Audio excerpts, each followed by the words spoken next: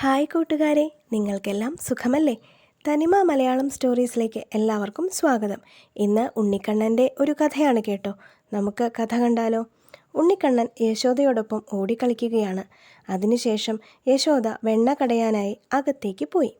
കൂടെ കണ്ണനും. വെണ്ണ കണ്ടതും കണ്ണൻ്റെ വായിൽ വെള്ളമുറി. ഇത് യശോദ വാത്സല്യത്തോടെ നോക്കി നിന്നു. പിന്നീട് ഒരു പാത്രത്തിൽ നിറയെ വെണ്ണയെടുത്ത് യശോദ കണ്ണന് നൽകി. കണ്ണന് സന്തോഷമടക്കാനായില്ല.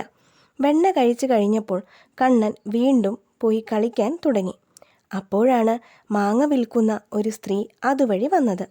അവർ നന്ദഗോപരോട് നല്ല പഴുത്ത മധുരമുള്ള മാമ്പഴങ്ങളാണ് ഇവ, അങ്ങേക്ക് വേണോ എന്ന് ചോദിച്ചു.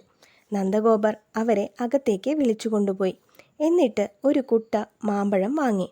അതിനു പകരമായി ഒരു കുട്ട നിറയെ ധാന്യം നൽകി. അവർക്ക് സന്തോഷമായി. ഇതെല്ലാം ഉണ്ണിക്കണ്ണൻ കാണുന്നുണ്ടായിരുന്നു. കണ്ണനും മാമ്പഴം കഴിക്കാൻ കൊതിയായി. കണ്ണൻ വേഗം തന്നെ ധാന്യപുരയിലേക്ക് ഓടിച്ചെന്ന് കൈ നിറയെ ധാന്യവുമായി തിരികെ ഓടിയെത്തി.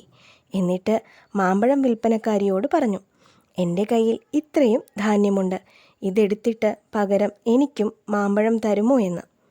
കണ്ണൻ്റെ നിഷ്കളങ്കമായ മുഖവും സംസാരവും അവരെ വല്ലാതെ സ്വാധീനിച്ചു. അവർ പറഞ്ഞു, ശരി, അതിങ്ങു തന്നോളൂ, ഞാൻ നിനക്ക് ഏറ്റവും നല്ല മധുരമുള്ള മാമ്പഴം നൽകാം. അവർ അത് വാങ്ങിയിട്ട് കണ്ണൻ്റെ കൈ നിറയെ മാമ്പഴങ്ങൾ നൽകി.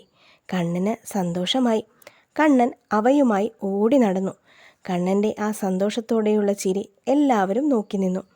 മാമ്പഴ വിൽപ്പനക്കാരി തിരികെ തൻ്റെ കുട്ടയെടുക്കാൻ പോയപ്പോൾ അത്ഭുതപ്പെട്ടു നോക്കി നിന്നു. തൻ്റെ കുട്ട നിറയെ സ്വർണം. അവർക്ക് തൻ്റെ കണ്ണുകളെ വിശ്വസിക്കാനായില്ല. കണ്ണൻ സാധാരണ കുഞ്ഞല്ല, ദൈവികതയുള്ള കുഞ്ഞാണെന്ന് അവർക്ക് തോന്നി. അവർ കണ്ണനെ തൊഴുതു നിന്നു. നിങ്ങൾക്ക് ഈ കഥ ഇഷ്ടപ്പെട്ടു കൂട്ടുകാരെ? ഇഷ്ടപ്പെട്ടുവെങ്കിൽ ലൈക്ക് ചെയ്യാനും ഷെയർ ചെയ്യാനും സബ്സ്ക്രൈബ് ചെയ്യാനും മറക്കരുതേ. കൂടാതെ നിങ്ങളുടെ അഭിപ്രായങ്ങൾ കമൻറ്റ് ചെയ്യണേ. മറ്റൊരു കഥയുമായി മറ്റൊരു ദിവസം കാണാം.